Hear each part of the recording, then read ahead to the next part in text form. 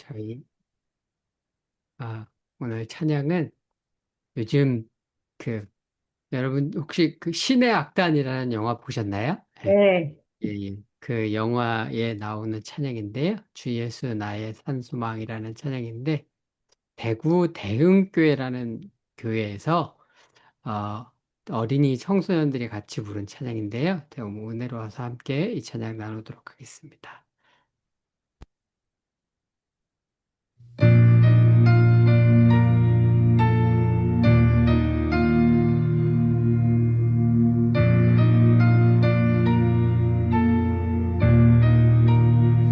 깊은 절망에 수렁 가운데 주님께 말씀 없거누리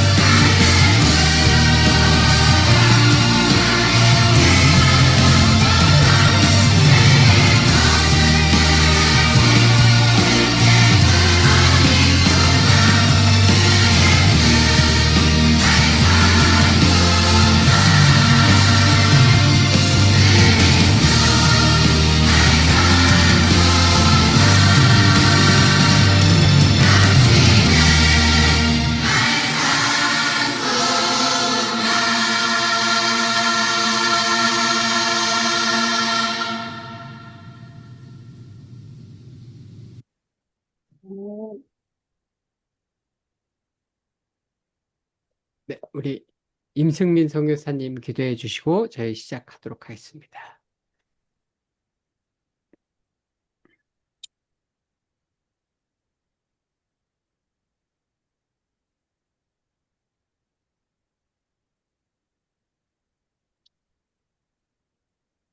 예, 잠깐만요. 네, 예, 기도하겠습니다. 사랑하신 아버지 감사합니다. 오늘 특별히 또 김정은 교수님 모시고 귀한 말씀을 함께 나누고자 합니다. 주의 성령께서 함께해 주셔서 참으로 복되고 귀한 시간 되게 하여 주시옵소서. 감사하고 예수님 이름으로 기도합니다. 아멘.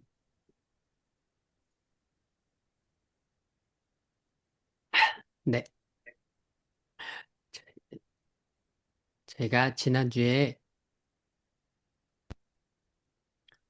사도행전 1장 1절에서 8절까지 이제 하나님 나라와 이제 이스라엘의 회복에 대해서 이제 쭉 1절에서 8절까지 쭉 봤습니다.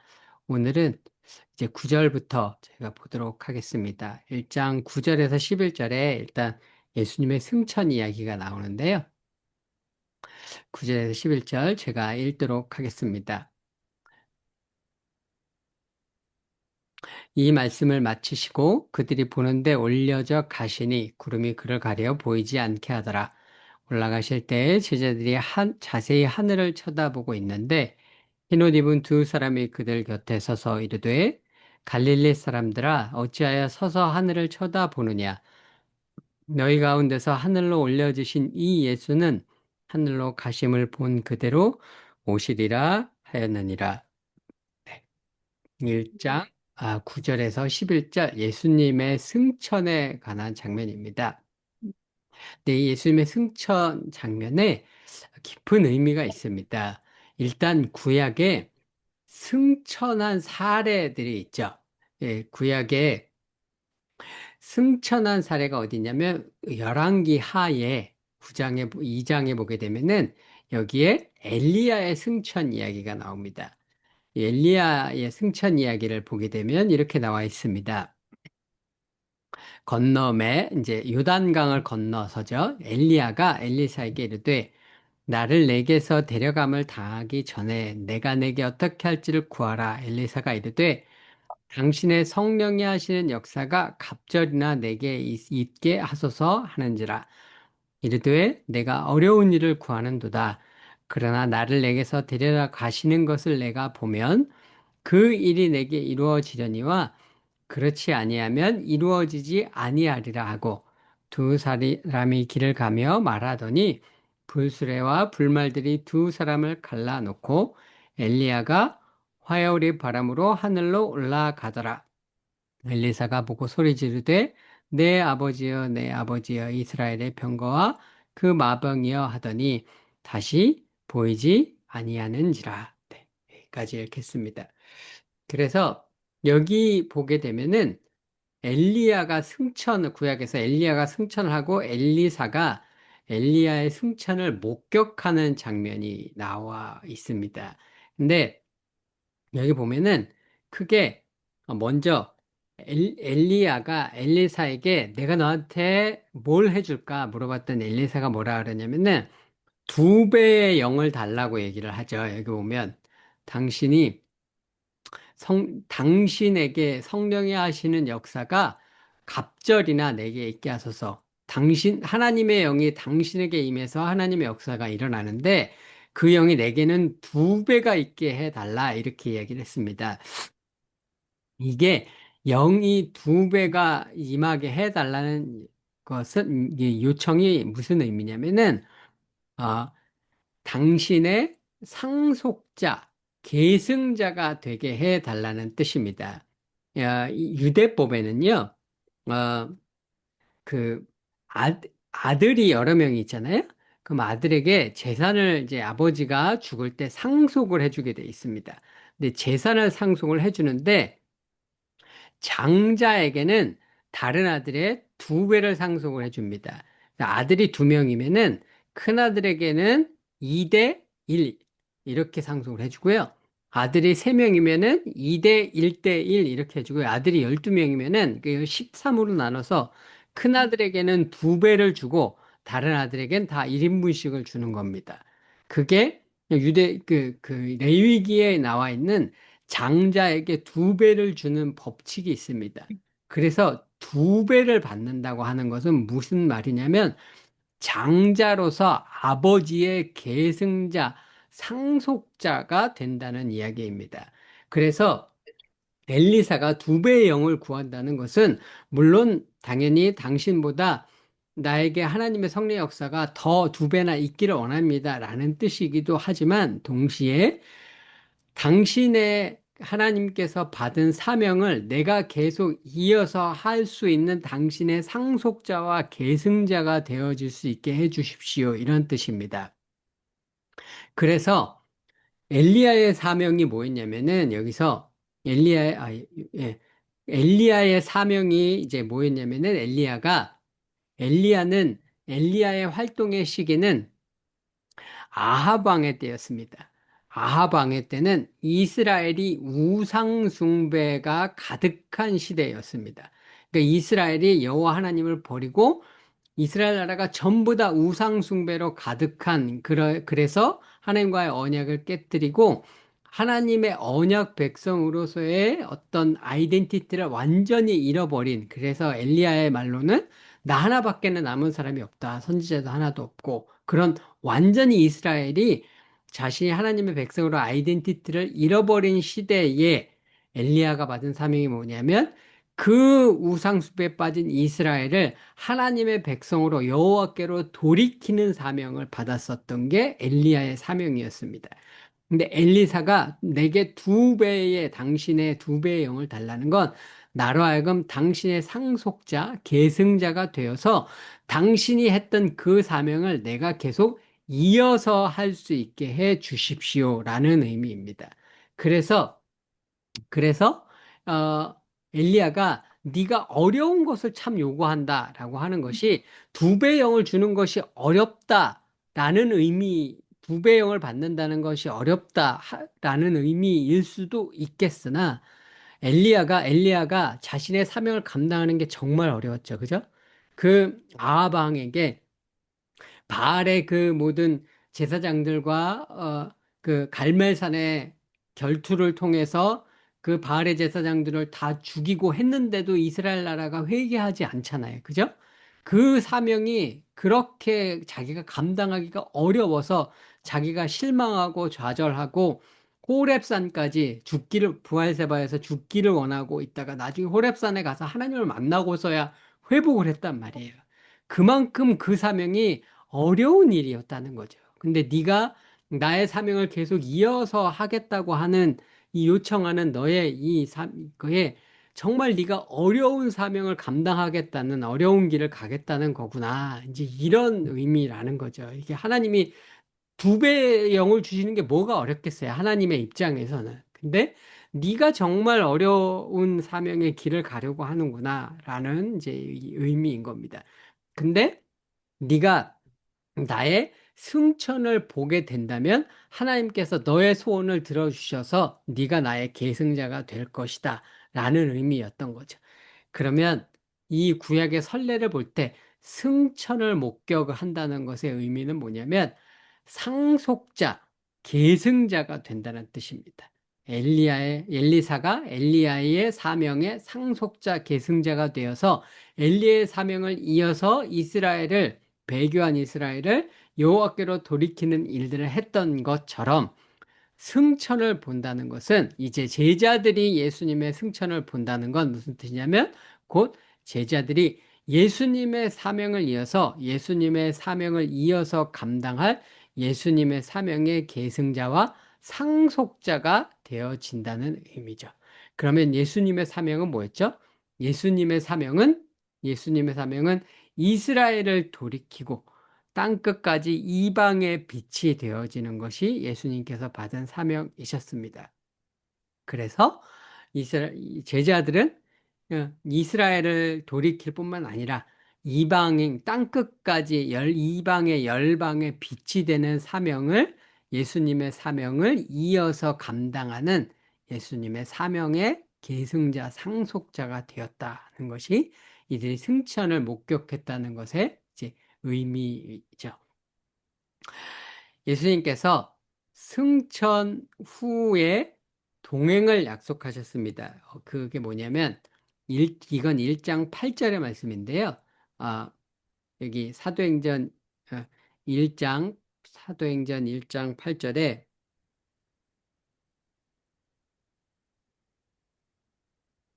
사도행전 죄송합니다. 우리가 다 잘 아는 이 1장 8절에 9절부터 우리가 이 승천 기사잖아요. 근데 8절에 예수님께서 그럼 승천하시기 전에 하신 마지막 말씀이죠. 마지막 말씀에 예수님께서 뭐라고 하시냐면 성령이 임하시면 너희가 땅 끝까지 내 증인이 되리라 이렇게 말씀을 하셨습니다. 예수님이 이제 승천을 하신다는 건 예수님이 제자들을 떠난다는 이야기잖아요. 예수님이 지금 3년 동안을 스승으로서 제자들과 함께 계셨는데 이제 예수님이 내가 너희를 떠날 거야 라고 말씀하시는 거예요. 근데 예수님이 내가 너희를 떠나면서 아주 어려운 예수님의 사명을 제자들에게 맡겼단 말이죠. 땅 끝까지 복음을 증거하라는 사명을 맡겼는데 제자들의 입장에서 생각을 해보면 어떻게 했냐면 3년 동안 예수님이 함께 계셨는데 이제 예수님도 안 계세요. 그럼 일단 어떤 생각이 들죠? 예수님이 안 계신데 어떡하지? 이런 마음이 들겠죠. 그죠? 그런데 거기다가 주신 사명은 훨씬 더 어려워요. 예전엔 이스라엘에서만 증거를 하면 됐는데 이제 땅 끝까지 복음을 증거하래요. 예수님 스승인 예수님도 없는데 이게 감당할 수 없을 것 같은 일이잖아요. 그죠? 그러니까 이게 제자들의 입장에서는 예수님도 없지, 사명은 더 어렵지, 멘붕인 그런 상태인 거란 말이에요. 그래서 사실은 엘리사도 똑같았어요. 엘리사도 엘리야가 승천한 다음에 뭐라고 얘기를 하냐면요. 이스라엘의 하나님은 어디 계십니까? 이렇게 얘기를 하거든요. 예. 그러니까 자기 스승이 없어졌단 말이에요. 이제 그 사명을 자기가 감당을 해야 되는데 정말 이게 나 혼자 이걸 감당을 했을까? 패닉에 빠질 수 있는 상황인 거죠. 우리가 그렇잖아요. 우리 교회에도 예를 들어 우리 교회가 부흥을 해서 이렇게 딱 교회가 있었는데 담임 목사님이 갑자기 돌아가셨다거나 아니면 담임 목사님이 갑자기 은퇴를 하시겠다고 말씀하시거나 그러면 여러분도 어떤 생각이 들어요? 그럼 이 교회 어떡하지? 이런 생각 들지 않으세요? 예? 이 교회가 이 목사님을 통해서 지금까지 이렇게 개척이 돼서 이렇게 일궈져 왔는데 이분이 은퇴를 하시면 이제는 어떻게 되는 건가? 일단 걱정과 근심에 앞서죠. 왜? 자기들만 남았으니까요. 이걸 어떻게 해야 될지 제자들의 입장도 여기서 그럴 거라는 거죠. 근데 그런 제자들에게 그래서 이제 우리들만 남아서 어떻게 할까라는 근심 있는 사람들에게 예수님께서 예전에 동행할 것에 대해서 말씀을 하셨어요. 언제냐면 이 요한복음 14장 18절의 말씀은 출애 그, 최후의 만찬에서 예수님께서 하신 말씀입니다. 예수님께서 이렇게 말씀을 하셨습니다. 내가 너희를 고아와 같이 버려두지 아니하고 너희에게로 오리라. 이렇게 말씀하셨습니다. 예수님께서 제자들한테 내가 너희를 떠날 거다. 그리고 너희는 내가 가는 곳에 올 수 없다. 이렇게 말씀하셨거든요. 그랬더니 베드로가 주님 어디로 가신다는 겁니까? 왜? 그리고 우리는 주님을 따라갈 수 없습니까? 이렇게 근심을 하거든요. 그때 예수님께서 뭐라고 말씀을 하시냐면 내가 보혜사 성령을 보내서 너희와 항상 함께 있게 하게 할 것이고 내가 너희를 보아와 예, 그래서 여기 진리의 영, 보혜사를 보내셔서 진리의 영 보혜사가 너희와 함께 거하실 것이고 너희를 고아와 같이 버려두지 아니할 것이다. 이렇게 말씀을 하셨습니다. 그래서 나는 비록 떠나지만 성령께서 오셔서 너희와 함께 할 거다. 이렇게 말씀을 하셨습니다. 그래서 사도행전에서도 1장 8절에 사도행전 볼지어다 그건 마태복음이죠. 마태복음 24장이죠. 마태복음 24장 18절, 19, 20절에서도 이렇게 얘기를 하시죠. 이 마태복음 28장 죄송합니다. 마태복음 28장에서도 뭐라고 말씀하시냐면 볼지어다 내가 세상 끝날까지 너희와 항상 함께 있으리라 이렇게 말씀을 하시죠. 그러니까 예수님께서 떠나시면서 그 후에도 예수님의 승천 후에도 내가 너희들과 항상 함께 할 것이다. 내가 너희와 항상 성령을 통해서 너희와 함께 하실 것이다 라는 약속을 너희들이 두려워할 필요가 없다. 성령이 함께 하실 것이다. 라고 이제 약속을 해 주셨습니다. 제자들의 사역이 그런데 제자들이 그래서 예수님의 사역의 계승자가 되었다는 것인데 제자들의 사역이 예수님의 사역과 다른 점이 한 가지가 있습니다. 그게 뭐냐면 제자들의 사역은 이스라엘에서 열방으로 확장이 되었다는 거죠. 예수님의 사역은요, 거의 다 이스라엘 안에서 이루어졌습니다. 마태복음 10장에서 예수님께서 12제자를 보내실 때 뭐라고 얘기를 하셨냐면 이방 땅으로 가지 말고 예루살렘의 마을들, 이스라엘의 마을들로 가라라고 말씀하셨습니다. 그리고 예수님은 그 사역 기간 내내 주로 이스라엘에서 사역을 하셨고 이방인들을 대상으로 사역하신 경우가 거의 없습니다. 예외적인 경우가 예수님의 이방 사역이 예외적으로 딱 3개가 있어요. 어디냐면 첫 번째 수로보니게 여인을 만나셨을 때 수로보니게 여인에게 계획의 줌이 합당하지 않다라고 이야기하셨을 때 수로보니게가 아니면 페니키아 오늘날 레바논 지역이거든요. 이 여인을 만나셨을 때 레바논 지역에 가서 이 여인을 상대하셨고 또 한 번 거라사 광인을 만나셨을 때 거라사 광인이 데가볼리 지역 이방인의 지역입니다. 그래서 돼지떼가 있잖아요. 여기에서 돼지떼에 들어가죠. 거라사 광인을 만나셨을 때 세 번째 4,500여의 기적 말고 700여의 기적을 통해서 4,000명을 먹이시는 기적 500여의 기적은 갈릴리 지역 이스라엘 땅에서 하셨죠. 그때는 오병이의 기적은 그 이스라엘 땅에서 하신 거고 700여의 기적으로 4,000명을 먹이신 기적은 데가볼리 지역의 이방인들을 상대로 하신 사역이었습니다. 그래서 요 수로보니게 여인, 그 다음에 거라사 광인, 그 다음에 700여의 기적 요 딱 3개만 예수님께서 이방인의 지역에서 예외적으로 하신 것이었고 예수님은 사역 기간 내내 이스라엘에서만 사역을 하셨습니다. 근데 예수님의 받은 사명은 이방 이스라엘을 돌이킴 양과 아울러 이방의 빛이 되시는 것이었거든요. 근데 이방의 빛이 되기 위해서 예수님께서 선택하신 방법이 뭐냐면 제자들을 양육하신 거였죠. 그래서 이 제자들을 양육을 해서 예수님은 주로 이스라엘에서 사역을 주로 하셨지만 이 제자들을 통해서 열방 땅끝까지 모든 민족에게 복음을 증거해서 이방의 빛이 되게 하는 것이 예수님의 사역의 방법이었습니다.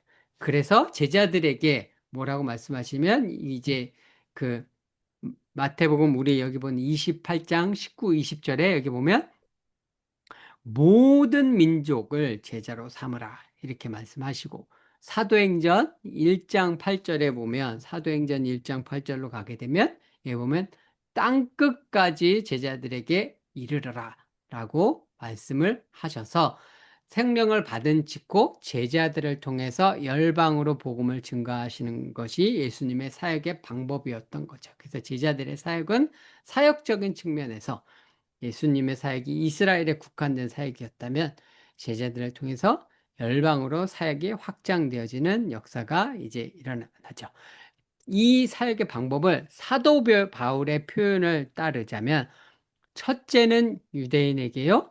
또한 헬라인에게로다. 먼저 유대인들에게 복음을 증가하고 그 유대인들을 통해서 이방인들에게 증거하는 방법이 예수님께서 택하신 선교의 이방의 빛이 되는 전략이었던 거죠.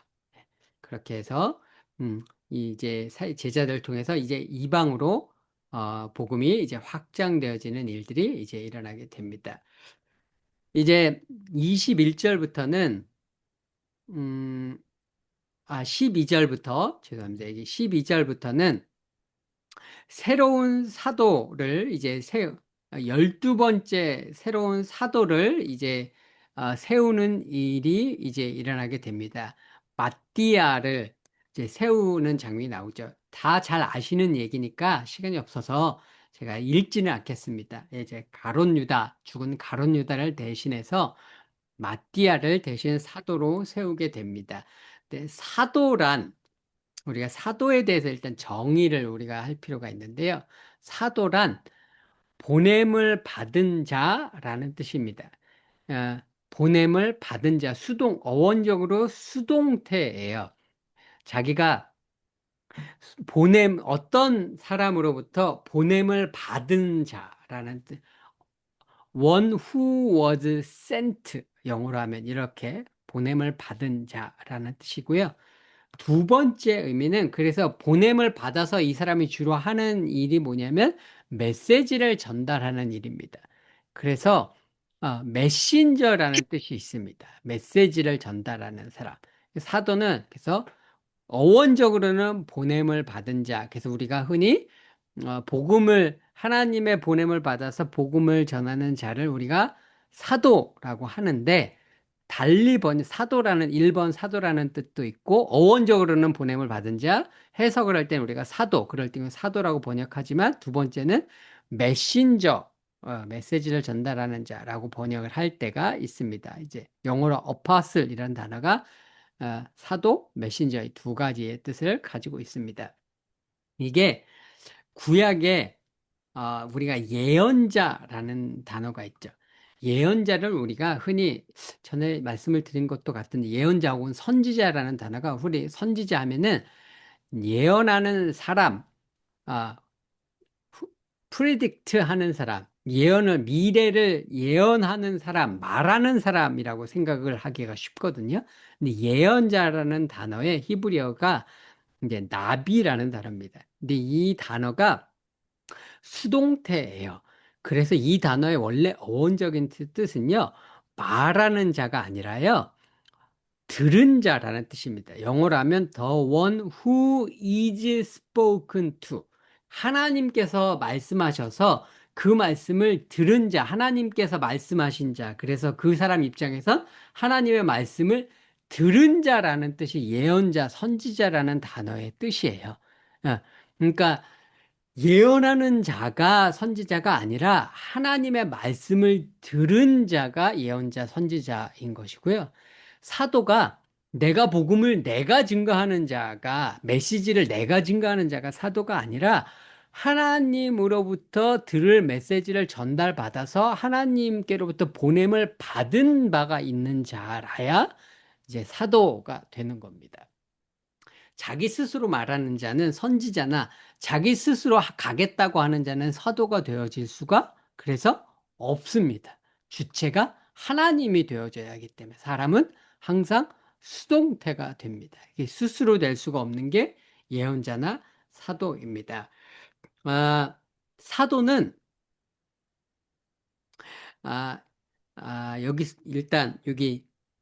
여기서 우리가 유다 대신에 마띠아를 대신 사도로 세우게 되는데, 마띠아를 세우는 이유는 뭐냐면 유다가 죽으면서 사도가 12명에서 11명이 됐죠. 그죠? 11명이니까 한 명을 유다 대신에 세워서 12를 채우려고 하는 거죠. 그죠? 12를 채우려고 했던 이유가 뭘까요? 12라는 숫자가 가지는 상징성 때문이죠. 12라는 숫자가 가지는 상징성이 뭐죠? 12라는 숫자는 이스라엘 12지파를 상징하는 거죠. 그죠? 그래서 한 명을 더 뽑아서 11명이 됐으니까 이스라엘 12지파를 모두 대표하는 의미로서 12이라는 숫자를 이들이 채우려고 이제 했었던 겁니다. 여기서 일단 제가 사도의 이 12번째 사도를 세울 때 이들이 사도의 조건으로 내세우는 것이 있습니다. 21절에 보게 되면은 이렇게 나오죠. 이 사람들이 새로운 사도를 세울 때에 어떠한 사람이 사도가 되어질 수 있는 사도의 조건이 나옵니다.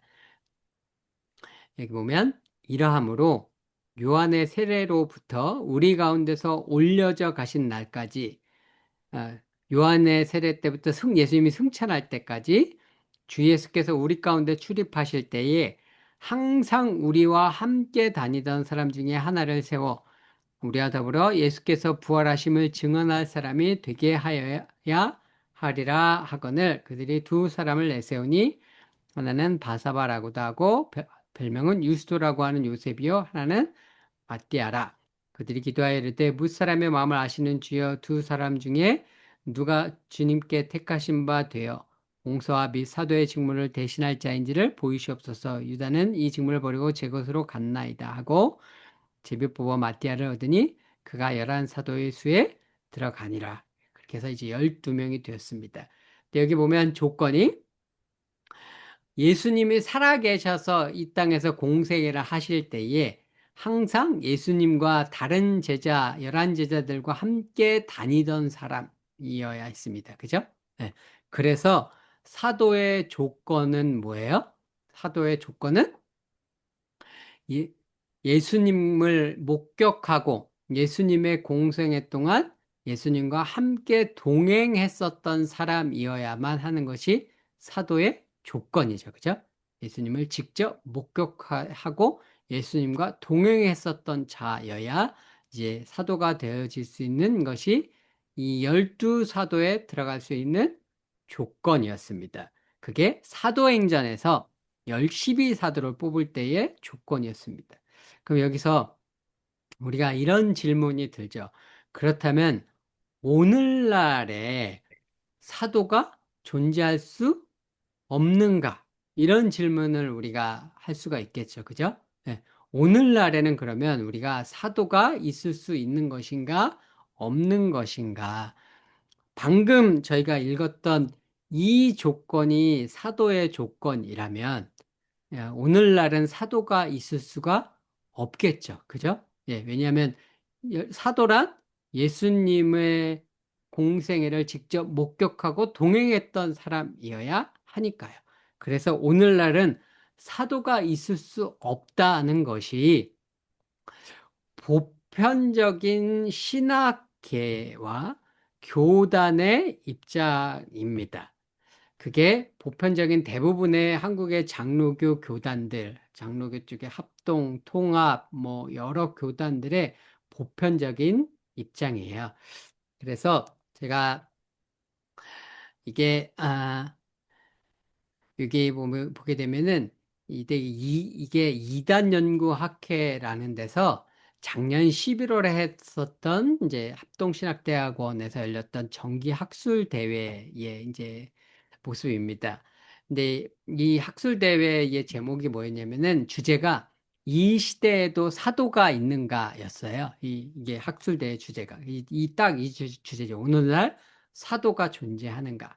이 주제를 가지고 이제 신학교 교수님들이 이제 학술 대회를 이제 여셨습니다. 여기 보면 이제 합신 신학대학원의 교수님께 한 분 중에 한 분이 이렇게 얘기를 하셨습니다. 교회의 기초가 되는 단회적 사도직이 사라진 오늘 이 시대에 당연히 광야의 사도 또한 존재할 수 없으며 그 명칭을 복원하려는 시도는 성경 안에서 말씀하시는 성령이 존재하는 자칭 사도의 길이다. 그러니까 이분들이 말씀하시는 게 뭐냐면 누가 오늘날에는 사도라는 것이 있을 수 없고 누군가가 사도라고 이야기한다면 그건 스스로 자칭 사도이지 성경적인 의미에서의 사도는 아니다. 라고 이렇게 말씀을 이제 하시는 거죠. 이분은 이제 그렇게 이제 말씀을 하시는 겁니다. 그런데 성경을 제가 찾아보니까 성경에는 신약에 이 12명의 사도 이외의 다른 사람을 사도라고 부르는 자들이 신약 성경에 등장합니다. 그래서 이 사람들을 성경에서 사도라고 지금 부르는데 어떤 사람들이 그러면 신약에서 사도라고 부르고 있는지 일단 보고 일단 한번 보도록 하겠습니다. 갈라디아서 1장 19절인데요. 여기 보게 되면 사도 바울이 갈라디아서에서 주의 형제 야고보 외에 다른 사도들을 보지 못하였노라 이렇게 얘기를 합니다. 이제 자기가 회심을 한 다음에 예루살렘에 가서 예수님의 사도 야고보가 아니고 예수님의 형제인 야고보 외에는 다른 사도들을 보지 않았다. 이제 이렇게 얘기를 하는 겁니다. 근데 이게 보면 야고보 외에는 다른 사도들을 보지 못했다는 뜻이 야고보도 사도라는 뜻이잖아요. 그죠? 네. 예수님의 형제인 야고보를 바울은 사도 안에다 넣고 있어서 예수님의 형제인 야고보 외에는 다른 사도들을 안 봤다. 예수님의 형제인 야고보인 사도만 봤다. 이렇게만 얘기를 하는 거거든요. 그러면 사도 바울은 12사도가 아닌 예수님의 형제인 야고보를 사도로 지금 일단 부르고 있는 거죠. 그죠? 바울이 일단 예수님의 형제 야고보를 사도로 부르고 있습니다. 사도행전 14장 4절에 보게 되면은 이런 말씀이 있습니다. 그 시내에 무리가 나뉘어 유대인을 따르는 자도 있고 두 사도를 따르는 자도 있더라. 이렇게 얘기를 이제 하고 있습니다. 이거는 바울과 바나바가 이고니온이라는 곳에서 전도할 때의 이야기입니다. 근데 바울과 바나바가 여기서 전도를 할 때 바울과 바나바를 뭐라고 누가가 칭했냐면 두 사도다. 바울도 사도라고 칭했고요. 바나바도 사도라고 칭한 겁니다. 예, 바나바도 사도라고 칭했고 여기 14절에 보게 되면은 이렇게 나오죠. 두 사도 바나바와 바울이 듣고 옷을 찌고 무리 가운데 뛰어 이렇게 나옵니다. 이거는 이고니온이라는 곳에서 루스드라에서 전도를 할 때 바울과 바나바가 기적을 일으키니까 사람들이 바울과 바나바를 신이다, 제우스 신이다, 그 에르메스 신이다, 헬라인들이 그렇게 이 사람들을 신으로 칭송을 하니까 바울과 바나바가 우리는 신이 아니다 이렇게 이야기를 하면서 옷을 찢고 우리는 신이 아니다 이렇게 이야기하는 장면입니다. 근데 거기에 누가 뭐라 썼냐면 바나바와 바울을 둘 다 사도라고 호칭을 하고 있습니다. 그러면 여기 데살로니가전서 2장 7절에 보게 되면은 데살로니가전서 2장 7절. 우리는 그리스도의 사도로서 마땅히 권위를 주장할 수 있으나 바울이 이렇게 얘기를 하는데 데살로니가 교회에 그리스도의 사도다 우리가. 근데 우리가 누구냐 하면은 우리가 사도의 1장 1절에 나와 있는데 데살로니가전서 1장에 바울과 실라와 디모데를 얘기합니다. 그러니까 바울, 실라, 디모데를 합쳐서 바울이 지금 우리는 그리스도의 사도라고 바울이 얘기를 하는 거거든요. 실라, 빌립보 감옥에 갇혀서 바울과 함께 찬양을 했었던 사람이죠. 그죠? 실라도 사도라고 바울이 칭하고 있고요. 디모데는 바울이 2차 전도 여행 때에 터키 지역에서 만나서 함께 2차 전도 여행 때부터 바울의 전도 사역에 동행했던 사람입니다. 이 사람은 아버지는 헬라인이에요. 어머니만 유대인이고요. 그죠? 그런데 바울은 이 디모데를 뭐라고 얘기를 하고 있냐면 사도다라고 이야기를 하고 있는 거죠. 여기 그 2장 7절에 의하면 죄송합니다. 2장 7절에 의하면 우리는 바울과 실라와 디모데는 다 그리스도의 사도다라고 이제 이야기를 하고 있는 겁니다. 여기서 빌립보서 2장 25절에 가게 되면은 바울이 빌립보에 에바브로디도라는 사람을 보내는데 그 에바브로디도는 나의 형제고 함께 수고하고 군사된 자고 너희 사자로 내가 쓸 것을 돕는 자다. 너희의 사자다라고 있는데 사자가 영어로 보면은 여기 메신저라고 돼 있잖아요. 메신저라고 되어 있는데 이게 헬라어로 하면은 아포스톨론. 그래서 영어로 하면은 어파슬, 사도라는 뜻입니다. 그래서 사도로 번역을 할 수도 있고 메신저라고 번역을 할 수도 있어요. 근데 에바브로디도는 아마도 에베소에서 바울이 사역을 할 때 거기서 바울의 전도를 받아서 골로새 교회를 개척했었던 사람입니다. 근데 이 사람을 바울이 너희의 사도로 내가 쓸 것을, 너희의 사도로서 그는 내가 쓸 것을 돕는 자다, 이렇게 얘기한 것일 수도 있어요. 그냥 너희들의 빌립보 교회에 너희들의 메신저로서 너희들의 부탁을 받고 내가 쓸 것을 돕는 자다, 이렇게 얘기하는 것일 수도 있지만 바울이 사도라는 의미로 썼을 수도 있는 겁니다. 그러니까 번역을, 이거는 학자마다 견해가 둘 중간에 선택을 해야 하는, 번역자 입장에서 선택을 해야 되는데 여기는 이제 에바브로디도를 우리가 잘 모르는, 에바브로디라는 사람에 대해서 정보가 없잖아요. 그러니까 이걸 사도로 번역하기, 그러니까 대부분의 사람들이 그냥 메신저로 번역을 한 것인데 바울의 의도가 사도였을 가능성도 우리가 배제를 할 수가 없습니다. 로마서 16장 7절에 보게 되면은요, 바울이 로마 교회에다가 여러 사람에게 문안을 부탁을 하는데 내 친척이면서 나와 함께 갇혔던 안드로니고와 유니아가 로마에 있는데 그들에게도 인사를 해달라. 그들은 사도들에게 존중이 여겨지고, 이렇게 되어 있습니다.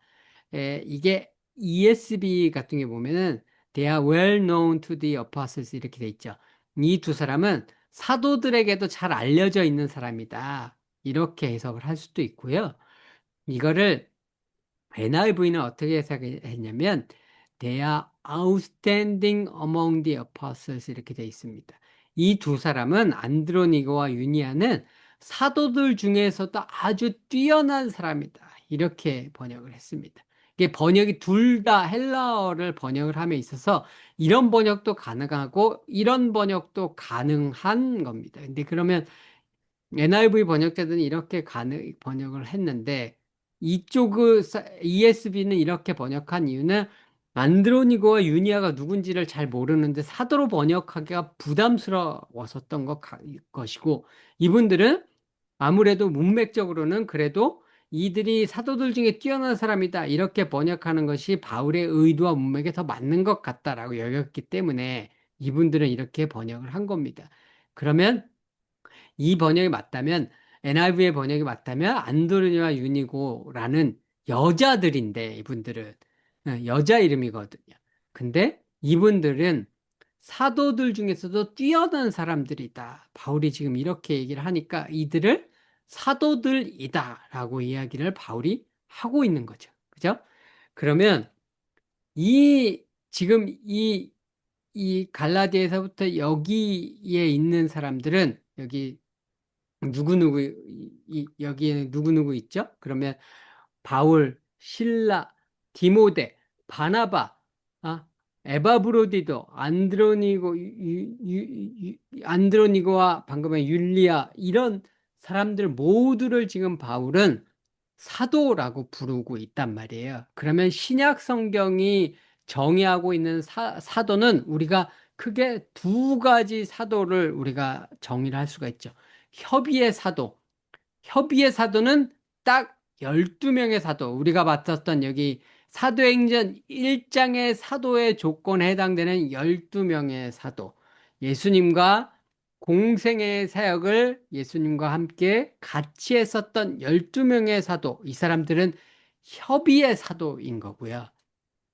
그 12명의 사도를 넘어서서 하나님의 부름을 받았다라고 여겨지는 다른 사도인들을 인정하는 사도들이 신약 시대에 있었던 거죠. 그죠? 그러면 12명의 사도는 협의의 사도고 12명을 넘어서는 다른 차원의 광의의 사도가 있는 거죠. 그죠? 네. 하나님의 부르심을 받고 하나님의 보내심을 입어서 복음을 증거하는 자들로 신약 성경의 저자들로부터 인정을 받는 그러한 광의의 사도가 있다. 그것이 신약 성경이 인정하고 있는 그런 광의의 사도가 있다라고 이야기를 할 수가 있는 거죠. 그러면 사도 바울이 끊임없이 우리가 갈라디아서라든가 고린도전서라든가 이런 데 보면은 끊임없이 바울이 저 사람은 사도가 아니야라는 공격을 받았어요. 그죠? 예, 그래서 바울은 끊임없이 나는 사도야라고 얘기를 하죠. 그죠? 그 원인이 뭐예요? 이 사도의 개념을 바울은 사도가 아니야 라고 얘기했던 사람은 12사도만 사도로 인정하는 협의의 사도의 개념을 가지고 있었던 거죠. 그 사람들은. 그죠? 근데 사도 바울이 가지고 있는 사도의 개념은 뭐예요? 영적으로 하나님의 부르심을 받은 사람. 영적으로 하나님의 계시를 받고 하나님의 부르심을 입어서 하나님의 보내심을 입은 사람은 그 사람이 실라든 디모데든 에바브로디든 율리아든 남자든 여자든 상관없이 그런 사람들을 다 사도다라고 바울은 광의의 개념으로서의 사도를 바울은 인정을 하고 있는 거죠. 그죠? 네. 그 시대에 사람들 역시 그 시대에 교회, 특히 예루살렘 교회 사람들은 협의의 사도, 12명의 사도만을 사도다라는 개념을 가졌던 것이고, 사도 바울 같은 사람들은 광의의 사도의 개념을 가지고 그 광의의 사도들을 모두 인정을 했었던 겁니다. 그래서 바울이 가졌던 사도의 개념은 하나님의 부르심을 받은 사람들 모두죠. 그래서 갈라디아서 2장 8절에 보면 이렇게 나오죠. 베드로에게서 역사하사 그를 할례자의 사도로 삼으신 이가 또한 내게 역사하사 나를 이방인의 사도로 삼으셨느니라. 그럼 바울의 기준에 의하면 내가 사도냐 아니냐의 기준은 나를 하나님이 사도로 삼으셨느냐. 그게 기준인 거죠. 그죠? 그러면 우리가 이 질문을 다시 해본다고 했을 때, 오늘날 사도가 존재하느냐라고 했을 때, 오늘날 하나님, 그러면 질문이 이렇게 되죠. 오늘날도 하나님의 계시를 받고 하나님의 사명을 받아서 하나님의 보내심을 입은 자가 있느냐라는 질문으로 귀결이 되죠. 그러면 오늘날은 하나님의 계시를 받고 하나님의 보내심을 입은 자가 있느냐라고 했을 때 당연히 있죠. 어떻게 없겠어요. 그죠? 예. 오늘날도 당연히 오늘날도 살아계신 하나님께서 오늘날도 자신을 계시해 주시는 이들이 있고, 오늘날도 하나님께서 사명을 맡기셔서 사명을 감당하는 이들이 있는데, 어찌 없다라고 이야기를 할 수가 있겠어요. 있죠. 반드시 사도가 있죠. 다만, 그러나, 자칭 사도가 있죠, 오늘날. 그렇게 이야기하는 사람들 중에 하나님께서 보내시지 않았는데 자기 스스로 사도라고 이야기하는 자칭 사도들이 많이 있죠. 그죠? 그래서 우리가 그 자칭 사도라는 사람들을 경계해야 하지만 그 자칭 사도를 경계하기 위해서 실질적으로 하나님의 보내심을 받은 사람들이 있음까지 부인을 한다면 그것은 우리가 미국 속담에 그런 말 있잖아요. 그죠? 목욕물을 버리다가 아기도 같이 버린다. 그런 말이 있잖아요. 그죠? 예. 예. 아기 씻긴 더러운 물을 버리려다가 아기까지 함께 버리는 우를 범하게 되는 거죠. 제가 늘 비유를 하는 게 이게 이런 거거든요. 우리가 그, 그, 명품백이라는 게 이제 한국의 지하철을 딱 타면 우리나라 한국은 유행을 이렇게 많이 타면은 여자들이 비슷비슷한 명품백을 다 들고 있단 말이에요. 그죠?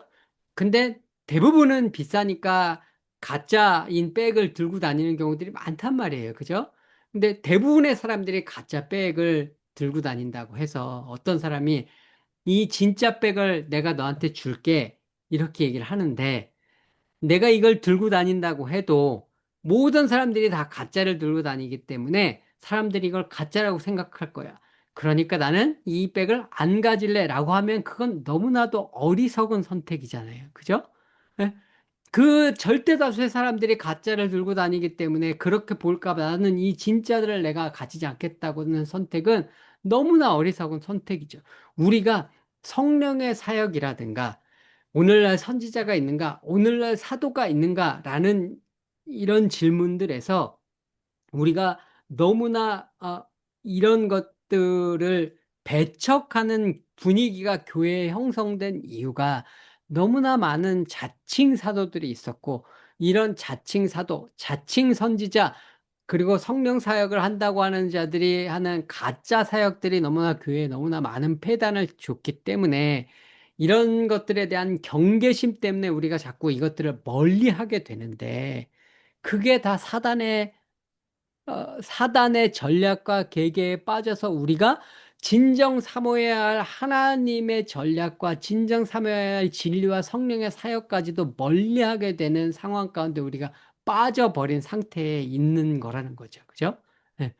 그래서 우리가, 어, 우리가 오늘날의 사도는 존재하지 않는다. 이렇게 이야기하는 신학계의 경향은 어떤 경향이냐면 성령 사역이 폐해를 일으키는 것에 반대급부로 나온 완전히 그 반대급부에 너무 성령 사역의 폐해가 너무 지나치게 간 폐해 사례라면 이건 이러한 신학계의 경향들은 이 폐해와 폐단을 교회에 막기 위해서 너무 지나치게 반대의 극단, 너무 지나친 이성주의 신학으로 빠진 신학인 거죠. 성령의 사역 자체를 인정하지 않는 계몽주의 신학, 이건 극단적인 계몽주의 신학, 극단주의적인 이성주의 신학이에요.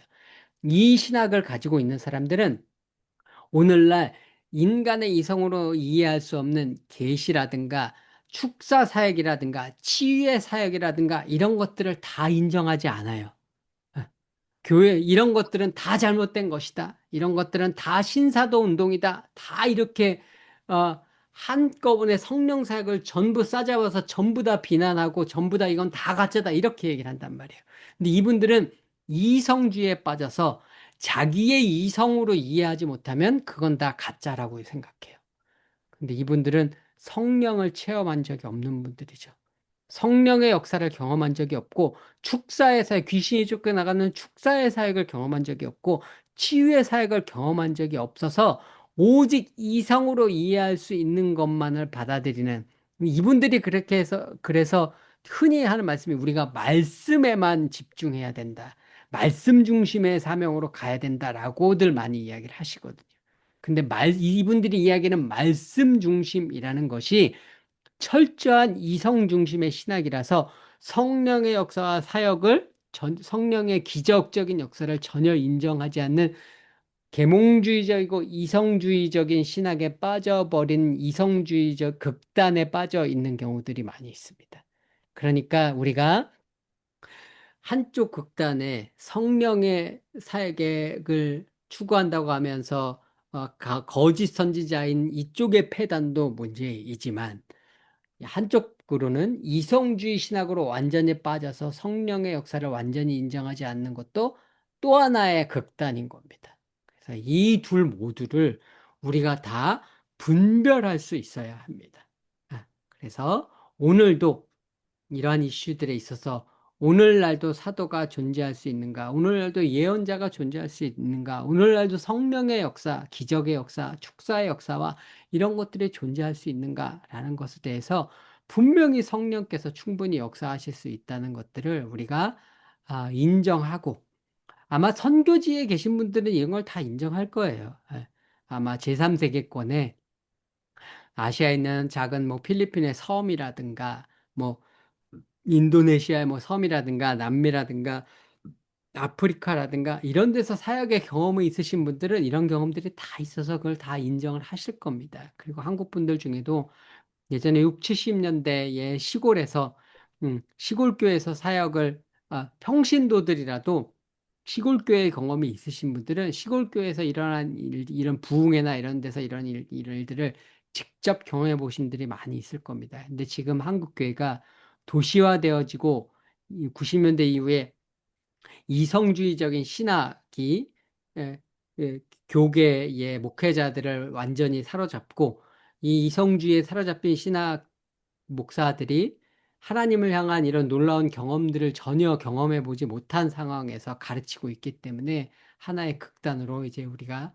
치우치게 이제 되는 겁니다. 그래서 이런 부분들은 우리가 아, 아, 성령을 경험하신 분들이 이제 그런 하나님의 사역의 역사가 있는 것들을 이제 인정하고 교회 가운데서 이런 부분들이 극단적으로 이성주의적으로도 치우치지 않을 수 있도록 교회에서 역할을 하셔야 되는 것들이 있다고 이제 생각을 합니다. 혹시 여기까지 뭐 질문하실 것들이 있으실까요? 네. 없으시면은 다음으로 저희 넘어갈까요? 28분이네요. 그러면 지금 얘기가 끊어지니까 쉬었다가 그러면 저희 38분에 시작하도록 할까요? 2장에 오순절 쉬었다 38분에 2장으로 들어가도록 하겠습니다. 교수님, 네네, 말씀하십시오. 이 액트 2가 그 게시된 이게 보내주신 건가요? 아니면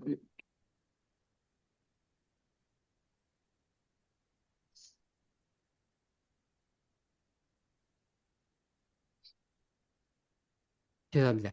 요 페이지는 예, 지난주에 제가 액트 예, 2, 알아, 2강 아웃라인 2강으로 제가 지난주에 보내드린 거고요. 예, 지난주에 예, 보내드린 게 여기까지 했기 때문에 이어서 요거 한 거고요. 예. 네. 이제 오늘 보내드린 건 여기부터 돼 있을 겁니다. 오늘 보내드린. 그래요? 네네. 못 봐서 그렇습니다. 알겠습니다. 네. 찾아보겠습니다. 네네네. 네. 예, 네, 요건 감사합니다. 지난주에 보내드린 페이지. 예, 네. 예, 2강. 예, 예. 오늘 보내드린 건 3강 여기부터 돼 있습니다. 네. 알겠습니다. 예. 네네.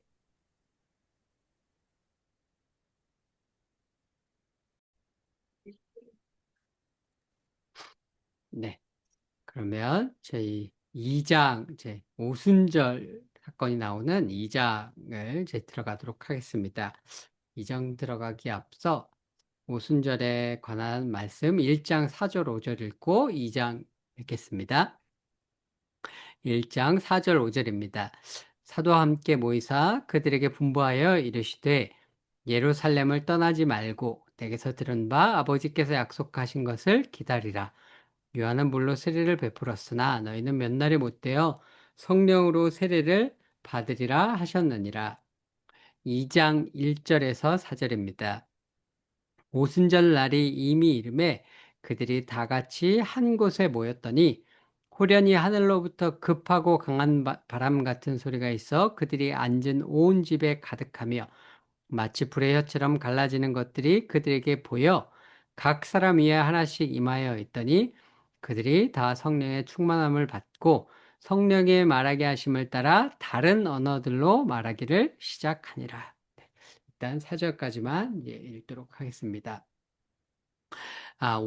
제가 요한복음을 하면서 절기에 대해서 제가 쭉 했었죠. 그때 절기에 세 가지 의미가 있다고 말씀을 드렸습니다. 절기가 첫 번째 역사적 의미, 두 번째 농경적 의미, 세 번째 예언적 의미, 이렇게 절기마다 이렇게 삼중적인 의미가 있다라는 제가 말씀을 드렸었습니다. 오순절에도 역시 이 세 가지 의미가 있습니다. 우리 요한복음 하면서 6월절 주로 6월절, 초막절, 뭐 이걸 위주로 저희가 이제 했었죠. 근데 오순절에도 세 가지 의미가 있는데 역사적으로 오순절은 어떤 절기냐면 유대인들에게 모세가 시내산에서 토라를 받은 것을 기념하는 절기가 오순절입니다. 성경에는 나오지 않는데요. 성경에는 출애굽기 19장에 이스라엘 백성이 시나산에 도착한 때가 셋째 달이었다. 이렇게만 나옵니다. 근데 첫째 달에 6월절이 있잖아요. 6월절이 있죠. 근데 셋째 달에 있는 첫째 달 6월절이 1월 14일이니까 그로부터 50일이 지나면 셋째 달에 뭐가 있냐면 오순절이 있습니다. 근데 출애굽기 19장에 셋째 달에 시내산에 당도했다라고 나오는데 셋째 달에 있는 절기가 오순절이기 때문에 유대인들은 이 오순절에 시내산에서 모세가 토라를 받았다라고 믿어왔습니다. 그래서 유대 전통에 의하면 오순절은 유대인들은 모세가 시내산에서 토라, 율법을 받은 달이다라고 믿어왔고, 그랬기 때문에 1세기의 유대인들 역시 예수님의 제자들이라든가 바리새인이라든가 이런 사람들 역시 그렇게 믿었을 것이다 라고 우리가 추정을 하고 있습니다. 그래서 역사적으로는 오순절은 시내산에서 이스라엘 백성이 토라를 받은 날을 기념하는 절기, 이런 의미가 있습니다. 두 번째, 오순절에 농경적 의미가 있는데요. 오순절은 그 6월절에 제가 전에 말씀드렸는데 보리 추수를 한다 그랬죠. 보리 추수를 시작해서 1월 14일 일에 보리 추수가 이 무렵에 시작이 돼서 50일이 지나면 보리 추수가 끝이 납니다. 이스라엘 전역에서 50일 정도에 걸쳐서 보리 추수가 끝이 나고 오순절이 당도하게 되면 이때부터 미래 추수가 오순절 때부터 시작이 됩니다. 그래서 미래 추수가 시작이 되는 절기가 언제냐면 이 무렵이 오순절입니다. 그래서 농경적 의미에서 오순절을 다른 말로 뭐라고 부르냐면 맥추절이라고 부릅니다. 예, 맥추절이 영어로 하면은 Feast of Harvest입니다. 추수하는 절기라는 뜻입니다.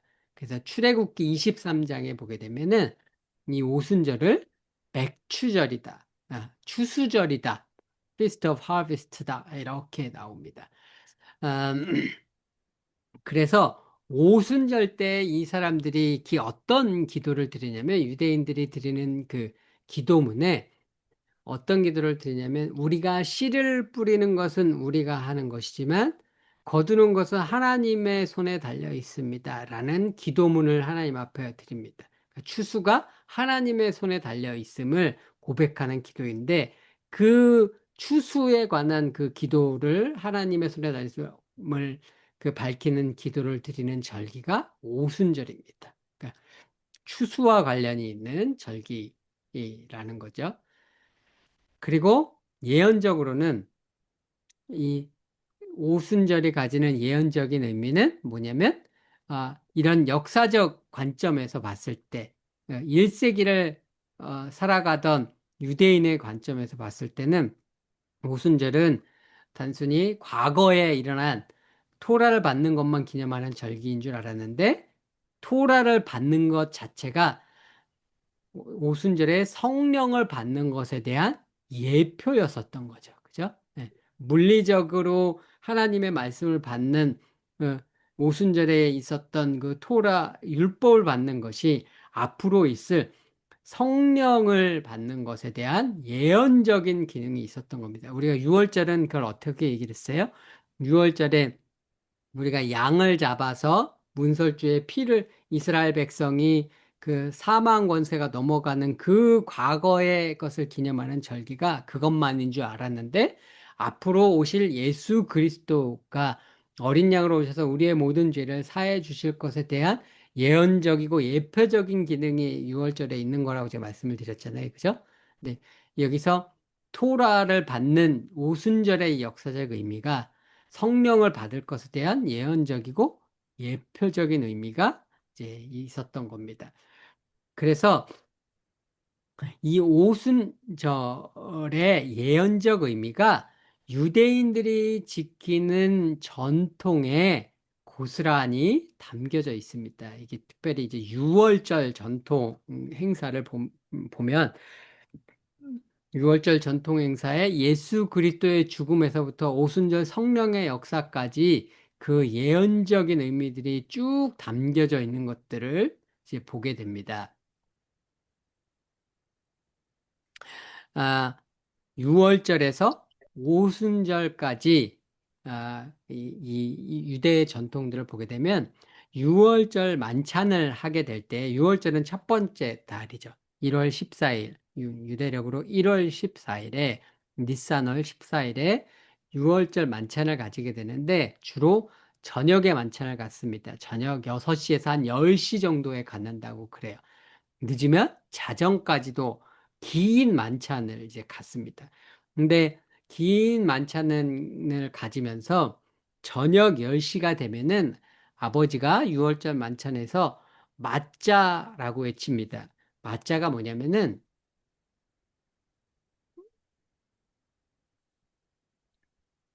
맞자가 바로 이겁니다. 6월절에 먹는 무교병이죠. 보여드려야 되는데, 예. 6월절에 먹는 누룩 없는 떡, 무교병, 맞자가 바로 이거죠. 오늘날 우리의 관점에서는 이게 누룩이 안 들어가서, 저 화면을 어떻게 했지? 아, 아, 네. 누룩이 안 들어가서요. 부풀지 않아서 빵이라기보다는 우리는 비스켓에 가깝습니다. 이게 탁 하면은 그냥 부스러지는 비스켓 같은 게 이제 맞자죠. 그게 뭐 영국이나 미국이나 이런 분들 계시면 그로서리 스토어 가시면은 6월절 되면 이런 거 많이 팔잖아요. 예, 근데 이게 맞자인데 저녁 10시가 되면 아버지가 맞자 이렇게 이게 맞자 그 6월절 무교병이에요. 맞자라고 부르면은 애들이 집안에 있는 애들이 다 아버지에게 모여듭니다. 그럼 아버지가 이 맞자를 브레이크해요. 잘라요. 그걸 우리가 흔히 한글 성경에 떡을 떼시사 이렇게 얘기하죠. 떡을 뗀다는 게 이걸 브레이킹 더 브레드거든요. 이걸 자르는 거예요. 떡을 떼서 아버지가 이걸 잘라서 하얀 천 세마포에 쌉니다. 하얀 천 세마포에 싸서 술래잡기를 해요. 그 세마포에 싼 맞자를 집안 곳곳에 숨깁니다. 그러면 술래잡기를 하는 거예요. 그럼 아이들이 가서 이걸 막 찾는 거예요. 아이들이 찾는데 아이들이 찾는 아이도 있지만 못 찾는 아이들이 있잖아요. 그죠? 못 찾는 아이들이 못 찾겠다고 얘기를 하면은 아버지가 대충 어디에 있을지 이렇게 힌트를 줘요. 어디에 있다고 얘기는 안 하고 어디쯤 가면 찾을 수 있다는 힌트를 주면 그걸 가지고 아이들이 가서 그걸 찾아옵니다. 그러면 세마포에 쌓인 이 맞자를 찾아 가지고 와서 아버지한테 다시 주면은 아버지가 아이들한테 뭐라 그러냐면은 오순절 이 술래잡기 이걸 할 때 아버지가 아이들에게 뭐라고 약속을 하냐면 이걸 찾아오는 사람들한테는 내가 오순절에게 선물을 줄게라고 약속을 해요. 그리고 아이들이 이걸 찾아오면 내가 너희들이 이걸 찾아왔으니 오순절에 선물을 주겠다라고 약속을 합니다. 6월절에. 그러면 이 6월절에 이 맞자를 찾는 이 유대인의 전통에 숨겨진 복음의 의미, 예언적인 복음의 의미가 이 안에 다 들어있죠. 이 맞자가 의미하는 바가 뭐예요? 이건 생명의 떡이신 예수 그리스도를 의미하는 겁니다. 이 떡을 떼는 것, 브레이크 하는 것은 생명의 떡이신 예수 그리스도의 몸이 찢겨지는 것을 의미하는 겁니다. 이걸 세마포에 쌓는다 그랬죠. 그것은 예수님께서 세마포에 쌓이셔서 죽으시고 십자가에 죽으셔서 세마포에 쌓여서 돌아가시는 것을 의미하는 거고요. 아버지가 이 세마포에 쌓인 맞자를 숨기는 것은 예수님께서 동굴 가운데 가서 완전히 동굴문이 닫히는 것을 의미하는 거고요. 아이들이 찾지 못하는 것은 예수님이 부활을 하신 다음에도 사람들이 봐도 예수님은 못 알아보죠. 그죠?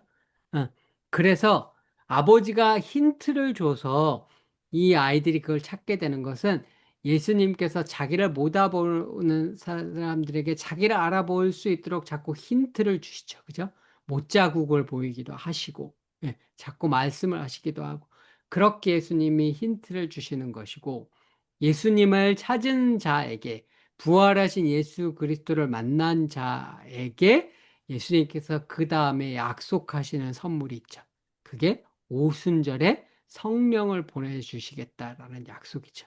그게 모두 이 유대의 전통에 담겨진 예언적인 의미, 예수 그리스도의 십자가의 죽으심으로부터 오순절에 성령을 주시는 것에 이르기까지 유대 전통에 담겨진 예수 그리스도에 담겨진 복음의 영적인 의미들입니다.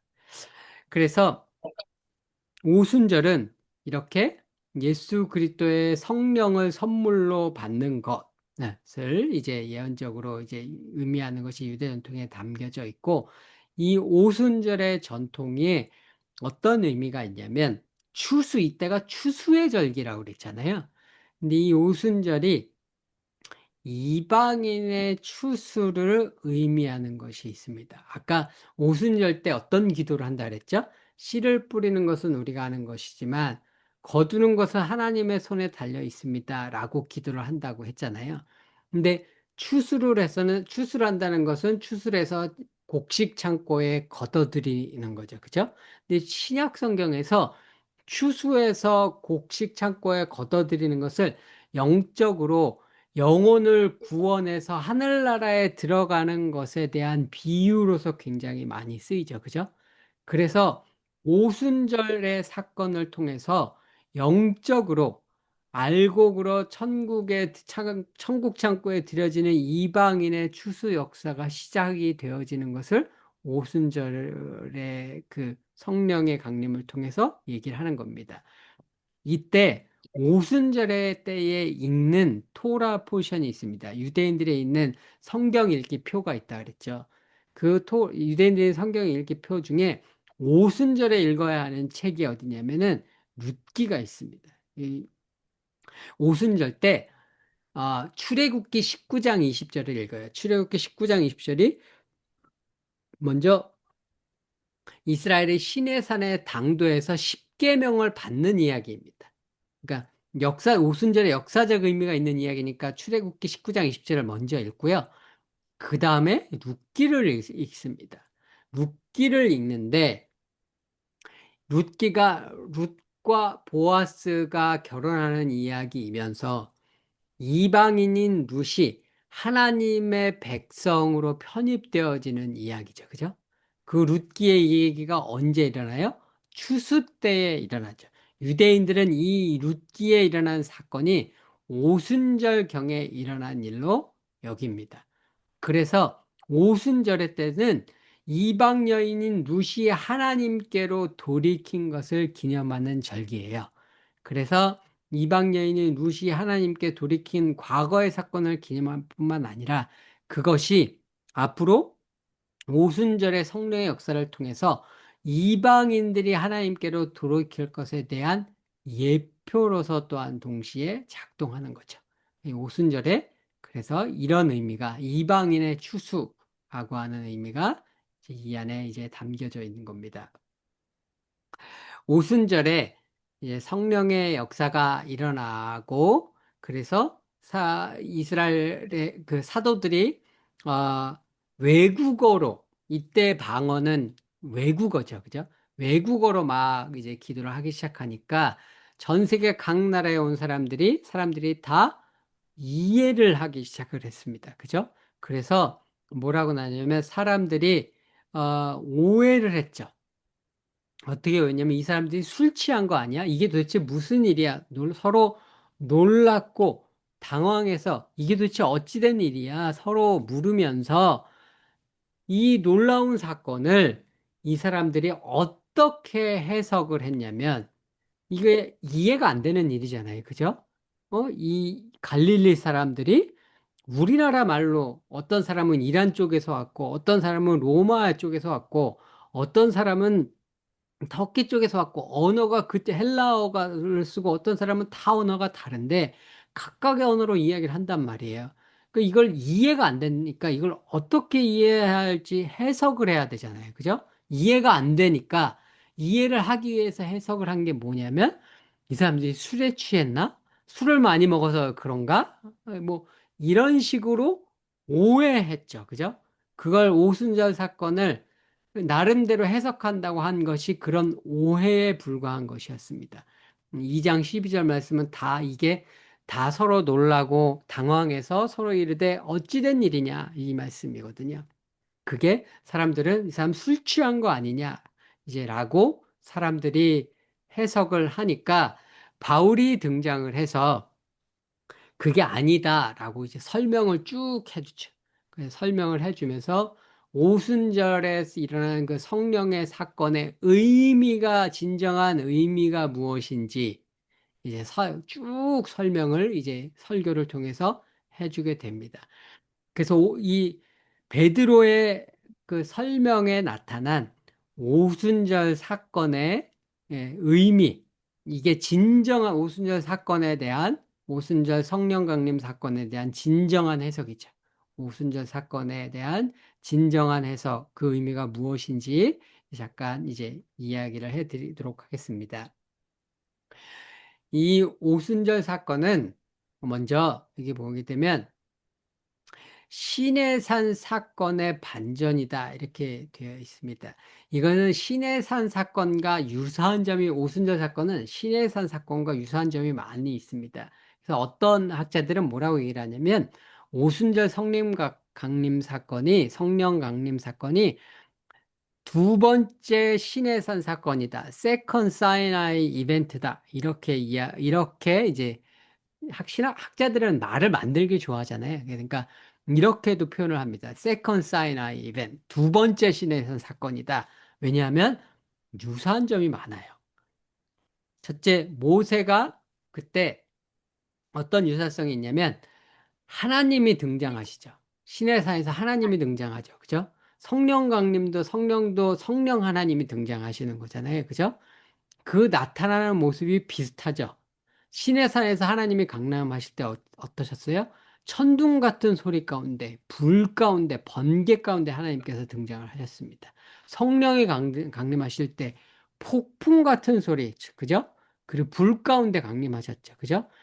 하나님이 시내산에서 나타나실 때와 비슷한 모습으로 성령이 강림하실 때 성령의 강림도 그런 그 신의 현현의 모습이 똑같단 말이에요. 예. 크고 두렵고 무섭고 큰 소리와 폭풍 같고 불이 있고 이런 모습이 똑같단 말이에요. 그죠? 그런 면에서 시내에서 두 번째 시내산 사건이다. 하나님이 등장하시는 것, 성령이 등장하시는 것, 신의 등장이라는 면에서 같은 측면이 있습니다. 그런데 차이점이 있죠. 어떤 차이점이 있어요? 시내산에서 그리고 시내산에서 말씀을 받았을 때는 어디다 말씀을 받았냐면 돌판에다 말씀을 받았어요. 그죠? 성령의 강림을 통해서 말씀을 받을 때 그 성령 강림을 통해서 말씀을 받는 건 어디에 임하는 거죠? 사람들의 심령에 임하는 거죠. 심령의 영으로 임하죠. 그죠? 신의 산에서 토라 율법을 받을 때는 문자로 받았죠. 하나님의 말씀을. 그죠? 문자로 받았는데 성령으로 받을 때는 이건 영으로 받았죠. 하나님께로부터 영으로 받았습니다. 그런 차이점이 있죠. 근데 더욱 결정적인 차이점은 어디에 있냐면은 모세가 시내 산에서 율법을 받아서 내려왔을 때 무슨 일이 일어났죠? 이스라엘 백성들은 금송아지 우상을 만들어서 금송아지 우상 때문에 모세가 돌판을 부서뜨리고 무려 3천 명이 심판을 받아서 죽는 사건이 일어났습니다. 그러니까 하나님께서 이 민족을 완전히 다 멸절시켜 버리겠다라고 했는데 그때 레위인들이 등장을 해서 3천 명을 멸하는 사건이 있죠. 그 레위인들의 사건 때문에 이스라엘 민족 전체가 멸문지화 당하는 것을 면하게 되고 레위인들이 특별히 하나님의 앞에서 봉사하게 되는 지위를 차지하게 되죠. 그 이야기가 출애굽기 32장 27, 28절에 나와 있습니다. 여기 보면 이렇게 나오죠. 모세가 그들에게 이르되 이스라엘의 하나님 여호와께서 이렇게 말씀하시기를 너희는 각각 허리에 칼을 차고 진 이 문에서 저 문까지 왕래하며 각 사람이 그 형제를 각 사람이 자기 친구를 각 사람이 자기 이웃을 죽이라 하셨느니라. 레위 사람이 모세의 말대로 행하매 이날의 백성 중에 3천 명 가량이 죽임을 당하니라. 모세가 시내산에서 하나님의 율법을 받을 때 3천 명의 이스라엘 백성이 학살을 당하는 사건이 있었습니다. 그런데 여기 오순절 사건이 일어나서 어, 그 베드로가 설교를 했을 때 어떤 사건이 일어났죠? 3천 명의 사람들이 회개하고 회심하는 사건이 일어났습니다. 시내 산에서는 3천 명이 죽는 사건이 일어났는데 이 오순절 사건을 통해선 3천 명이 회심하고 하나님께로 회복되어지는 사건이 일어났습니다. 두 번째 시내산 사건으로 매우 유사한 하나님의 등장과 같은 사건이지만 그러나 명백한 대비와 차이를 보이죠. 어떤 면에서 이때는 심판이 임했고 두 번째 시내산 사건 오순절 사건 때는 사람들이 회개하고 회복되어지는 시내산에서 일어났던 사건의 심판의 사건의 커다란 반전과 같은 회개와 회복의 사건들이 일어났죠. 이 사건은 오순절 사건은 또한 동시에 바벨탑 사건의 반전입니다. 이 어, 바벨탑 사건에 일어난 표현과 바벨탑 사건을 읽을 때 나오는 표현이 이 오순절 사건에 등장하는 주요한 표현이 두 개가 있습니다. 두 군데 바벨탑 사건과 오순절 사건에 등장하는 똑같은 표현이 두 개가 있어요. 첫 번째는 뭐냐면 사람들이 놀라 신기하게 여겼다는 거예요. 예. 그 놀라서 신기하게 했다는 표현이 바벨탑 사건에도 나오고요. 그 다음에 오순절 사건에도 나옵니다. 그 다음에 똑같은 표현이 또 뭐가 하나 나오냐면, 아, 음, 그, 오순절 사건은 혀가 갈라졌다 나오죠. 혀가 텅이잖아요. 텅이 언어잖아요. 다른 표현, 텅에는 혀라는 뜻이 있고, 언어라는 뜻이 있잖아요. 그죠? 언어가 같은 단어예요. 그래서 그 바벨탑 사건에선 언어가 갈라졌다는 표현이 나오고 오순절 사건에선 불에 혀가 갈라졌다는 표현이 나옵니다.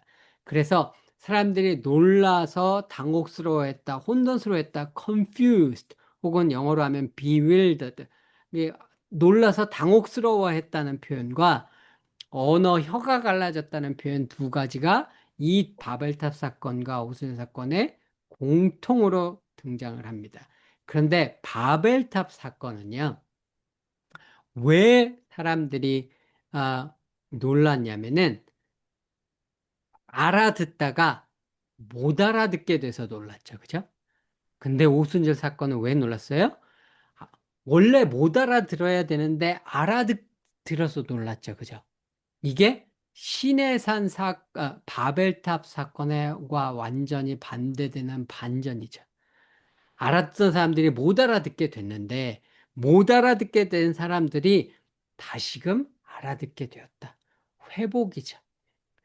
바벨탑의 하나님의 저주를 통해서 사람들이 소통할 수 없게 되었던 인류가 다시 성령으로 말미암아서 다시 소통할 수 있는 새로운 인류의 회복이 일어나게 된 거죠. 그게 이 오순절살에 일어났던 방언의 역사죠.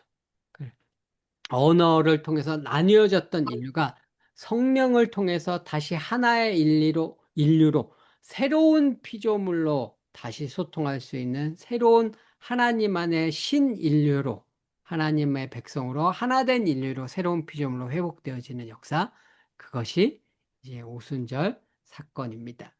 이 오순절 사건은 또한 하늘과 땅을 연결하는 사건입니다. 이게 지금 우리 사도행전 1장에서 예수님의 승천을 봤잖아요. 예수님의 승천은 예수님께서 땅에서 하늘로 올라가신 사건이고요. 2장에서 오순절 사건은 성령께서 하늘에서 땅으로 내려오셨습니다. 그죠? 1장에서는 땅에서 하늘로 올라가셨고 2장에서는 하늘에서 땅으로 내려오셨습니다. 이게 구약에서 원래 하나님께서 천지를 창조하시고 에덴은요, 하늘과 땅이 공존하는 영역이에요. 원래 땅은 사람의 영역이고 육의 영역이고 하늘은 신의 영역이죠. 근데 이 사람의 영역과 신의 영역이 구분 없이 하늘과 땅에 공존했던 곳이 원래 에덴입니다. 그래서 에덴은 사람들도 있고 짐승들도 이 땅에 거하는 것들이 있지만 거기에 하나님이 거니시죠. 그죠? 거기에는 그룹도 있어요. 하늘에 속한 자들도 함께 공존하는 곳이 하늘과 땅에 함께 있었던 곳이 에덴이었습니다. 근데 이 에덴이 하늘과 땅에 함께 공존하던 이 신의 영역과 인간의 영역에 공존하던 에덴이 인간의 타락으로 말미암아서 신의 영역과 인간의 영역에 분리가 일어나요. 인류의 타락으로 말미암아서. 그래서 하늘과 땅이 분리가 되어지고 경계가 생깁니다.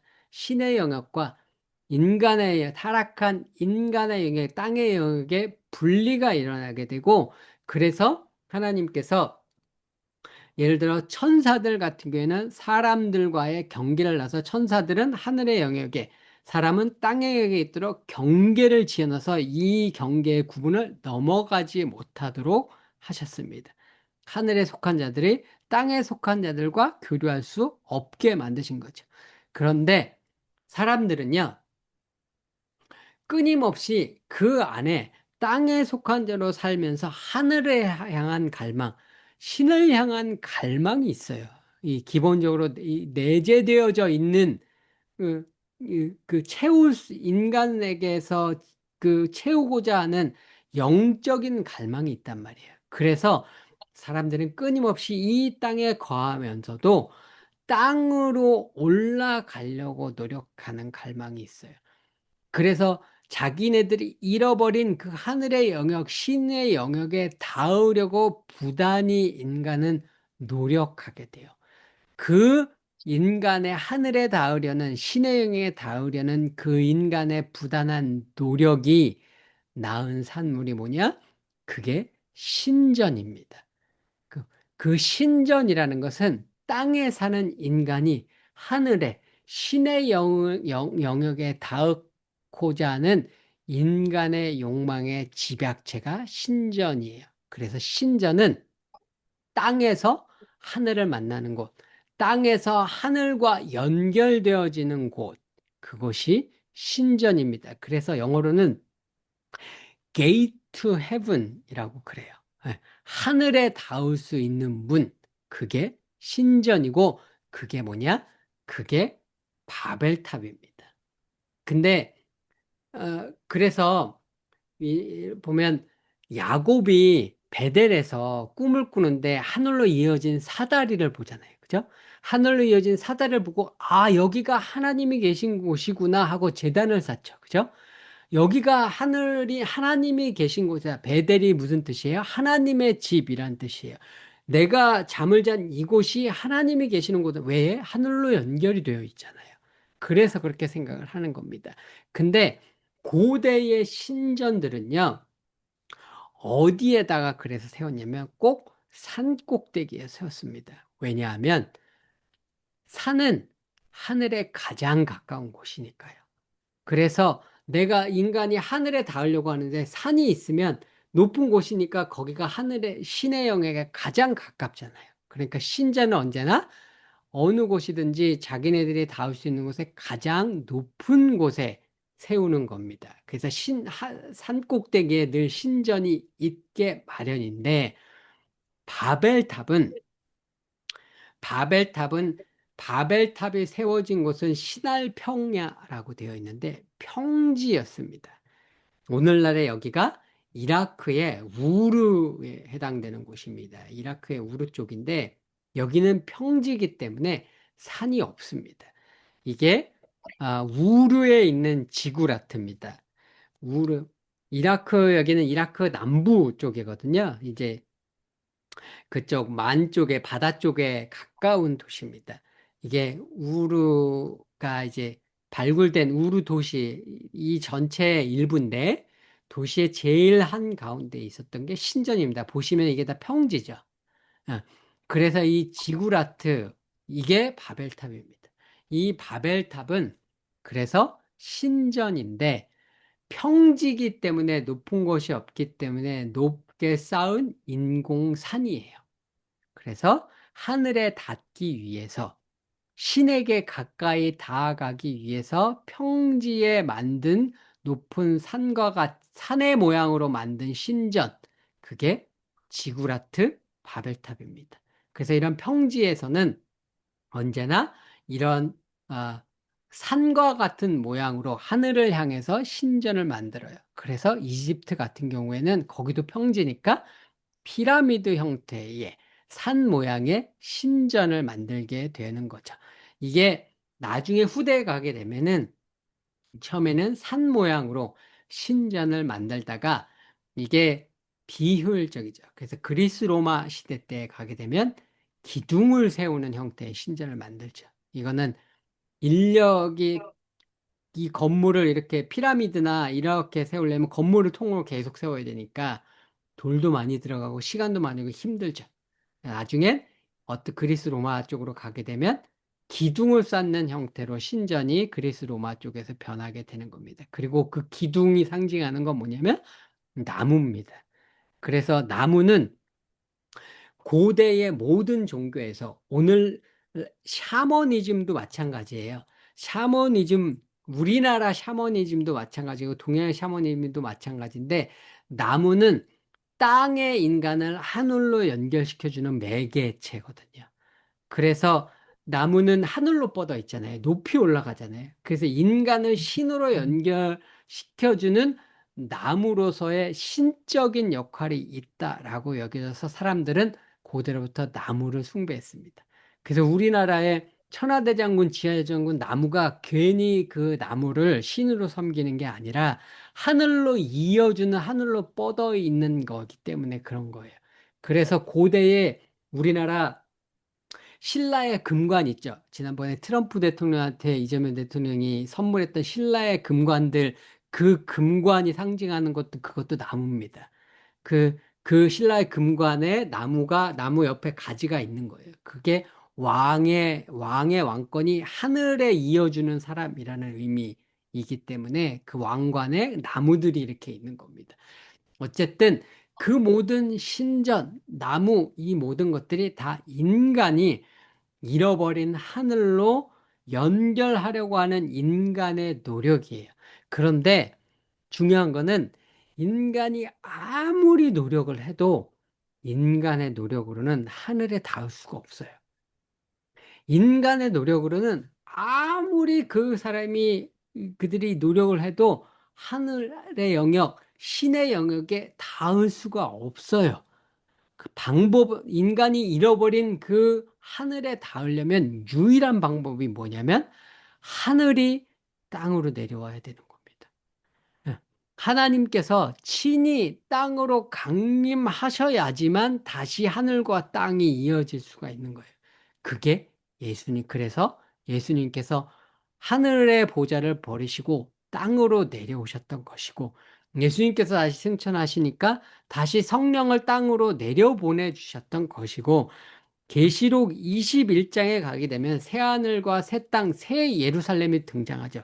근데 그 새 예루살렘이 하늘에서 땅으로 내려옵니다. 예. 그렇게 해서 잃어버린 그 하늘과 땅을 다시 연결하는 역사가 일어나게 되는 거죠.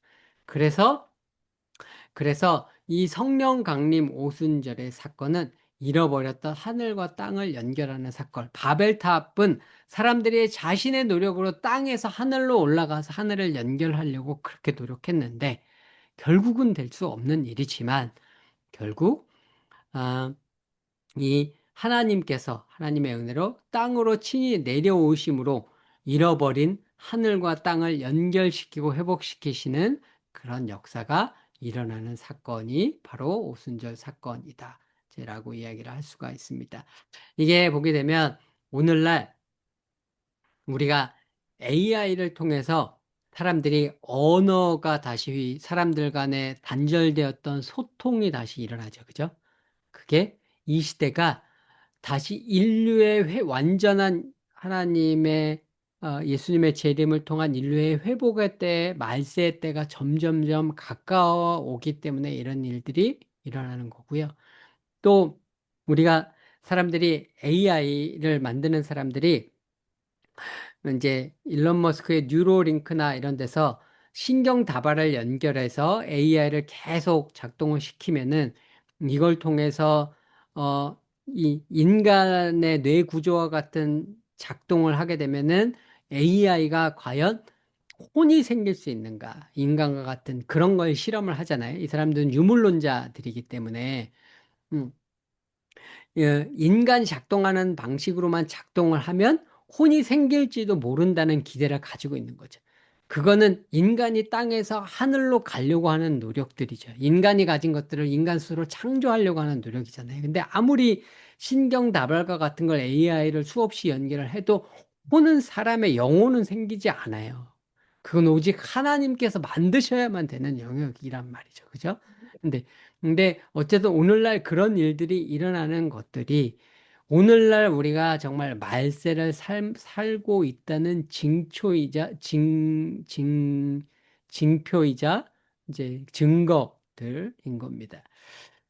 아, 이제 이 오순절에 성령 사건이 있기 위해서 예수님께서 제자들에게 성령을 받을 때까지 여기 머물러 있어라 이렇게 말씀하셨죠. 그죠?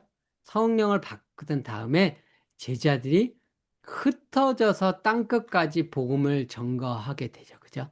근데 바벨탑 사건을 사람들이 읽어보시면은요. 바벨탑 때 사람들이 뭐라고 하면서 바벨탑을 만들죠? 우리가 이 바벨탑을 만들어서 흩어짐을 면하자 이렇게 얘기를 해요. 하나님의 뜻은 뭐였냐면은요. 아, 그 하나님의 뜻은 이, 이, 그 창세기에서 에덴에서 하나님께서 그 아담에게 뭐라고 그러셨냐면 생육하고 번성하여 땅에 충만하라 이렇게 말씀을 하셨습니다. 그러니까 하나님께서 땅을 만드셨는데 에덴은 그 가운데에 있는 동산만이란 말이에요. 근데 하나님께서 아담을 통해서 이 동산을 계속 확대하고 생육하고 번성해서 이들이 흩어져서 땅에 충만하게 온 세상을 하나님 만드신 온 세상을 에덴 동산으로 만들기 원하셨단 말이죠. 생육하고 번성하고 땅 끝까지 흩어져서 그래서 온 땅을 하나님 만드신 온 땅을 에덴으로 만들길 하나님 나라로 만들길 원하셨던 거죠. 그래서 이제 노아 홍수 이후에 노아로 시작한 새로운 인류는 그 일들을 하기 원하셨던 거예요. 땅 모두 흩어져서 하나님의 나라를 땅 끝까지 확대하길 원하셨는데 사람들은 뭐라 그래요? 흩어짐을 면하자. 흩어지기 싫다는 거죠. 그러니까 하나님의 뜻을 쫓아 흩어지기 싫다라는 것이 바벨탑 사건이었는데 성령을 받을 때까지는 머무르지만 성령을 받고 예수님께서 음, 그 후에 흩어져서 땅끝까지 그 복음을 증거해서 땅끝까지 복음이 증거되어지고 땅끝까지 하나님의 나라가 이루어지기를 예수님은 제자들에게 당부하셨던 거죠. 그래서 제자들을 통해서 제자들이 ht어져서 성령을 받고 흩어져서 복음이 땅끝까지 증거되어져서 창세기 1장에서 에덴을 통해 그 아담을 통해서 이루시기 원하셨던 생육하고 번성하고 땅끝까지 충만했던 그 역사가 성령을 받은 제자들을 통해서 이루어지는 역사들이 이때부터 시작이 되어지게 되죠. 그래서 바벨탑 사건 사람들이 흩어지지 않고 한 자리에 머무르기 원했는데 흩어지는 역사가 사도행전 8장부터 이제 일어나게 되죠. 그런 면에서 사도 바벨탑 사건과는 완전히 반대되어지는 반전이 이제 여기서 보여지게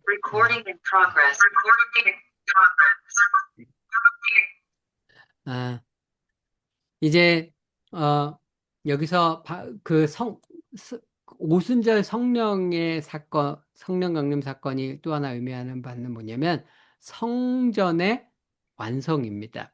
모세가 처음에 광야에서 하나님께서 성막을 만들라 그래서 성막을 만들죠. 출애굽기 후반부가 전부 성막 만드는 이야기잖아요.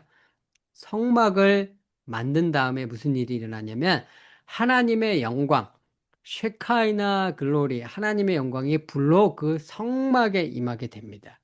그리고 이스라엘 백성이 가나안 땅에 들어갔을 때는 솔로몬이 성전을 짓죠. 솔로몬이 성전을 지으니까 그때 하나님의 영광이 그 쉐카이나 영광이 불로 그 성전에 임해서 하나님이 그곳에 계심을 확증해 주셨습니다. 그곳이 하나님이 거하시는 장소임을 그렇게 하나님의 영광이 그곳에 임해서 불로 임해서 확증을 해 주셨단 말이에요. 근데 이스라엘 백성이 바빌론에 의해 멸망을 해서 바빌론에 끌려갔다가 스룹바벨에 의해서 스룹바벨 영도하에 이스라엘에 되돌아와서 다시 성전을 지었죠. 그죠? 그걸 우리가 스룹바벨 성전, 솔로몬의 성전은 1차 성전, 스룹바벨이 돌아와서 지은 성전을 2차 성전이라고 그러죠. 그죠? 그 얘기가 학개와 스가랴 선지서에 나와 있잖아요. 그죠? 학개, 스가랴 선지서에 나와 있는데 그래서 그걸 2차 성전이라고 그래요. 다 멸망해서 부서졌다가 다시 지은 걸 2차 성전이라고 하고, 이 2차 성전을, 이 헤롯 왕이 크게 확장을, 보수하고 해서 크게 확장을 했단 말이에요. 덧붙이고 해서 더 크게 확장을 했단 말이에요. 그래서 이걸 다시 지은 건 아닌데, 개보수를 하고 크게 확장해서 우리가 예수님 당시에 이 성전을 헤롯 성전이다. 이렇게 이야기를 하죠. 근데 수룹바벨이 돌아와서 지은 이 2차 성전은요, 성전을 지었는데 하나님의 영광이 임하신 적이 없어요. 하나님의 영이 그 성전에 임하신 적이 없습니다. 그래서 하나님의 영이 임하신 적이 없고, 다만 하나님이신 예수님께서 오셔서 예수님이 하나님이 되셔서 그들과 함께 계셨던 것이고, 예수님이 승천하셨을 때 불로서 성령이 이때서 임하셨던 거죠. 그죠?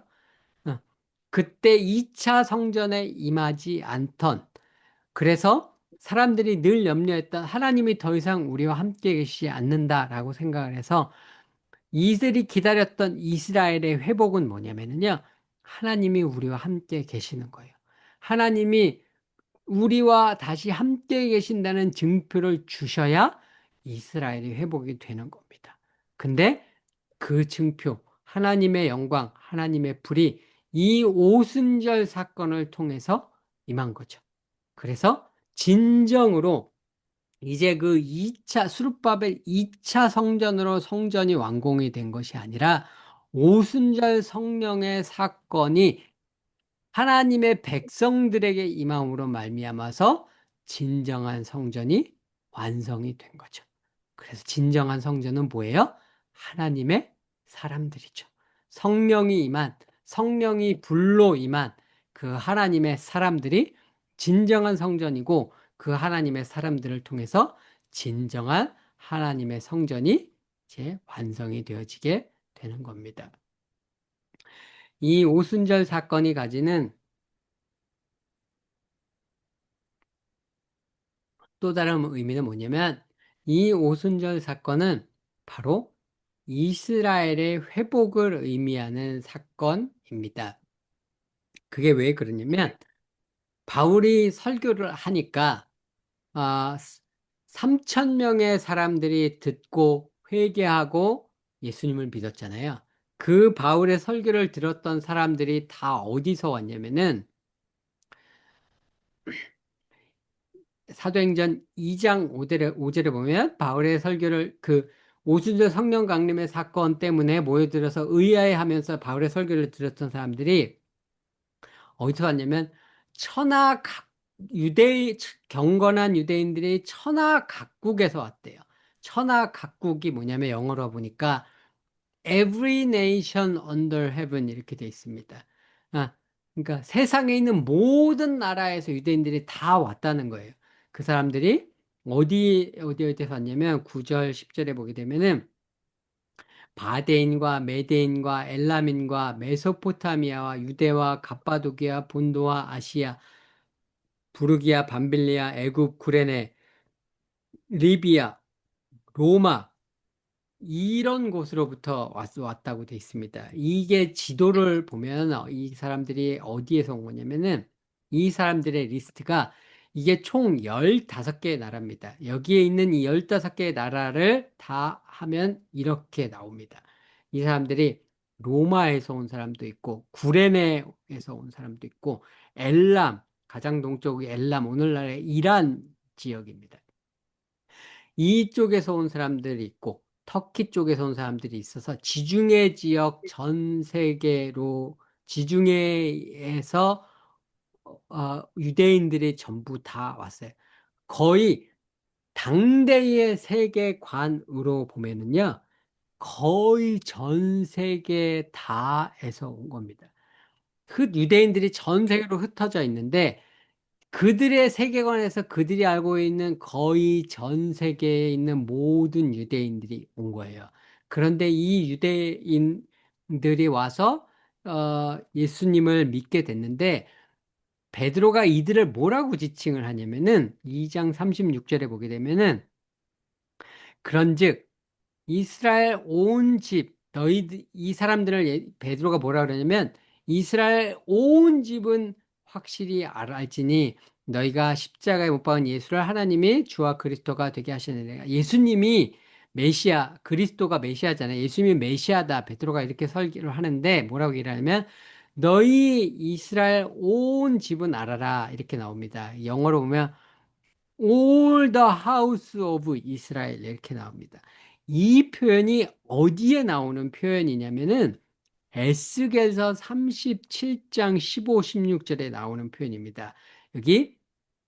여기에는 이스라엘 온 족속이라고 나오는데 영어로 보면 All the house of Israel입니다. 에스겔 37장에 에스겔이 예언할 때 유다와 이스라엘이 앞으로 북이스라엘과 남유다가 통일될 것에 대한 예언을 하는데 막대기를 가지고 비유를 들죠. 그리고 막대기를 가져다가 그 한쪽은 유다라고 쓰고 한쪽은 북이스라엘이라고 쓰고 그것을 둘 다 이스라엘 온 족속이라고 쓰고 그 막대기를 서로 합화가 하나가 되게 하라. 그래서 그 둘이 하나가 되리라.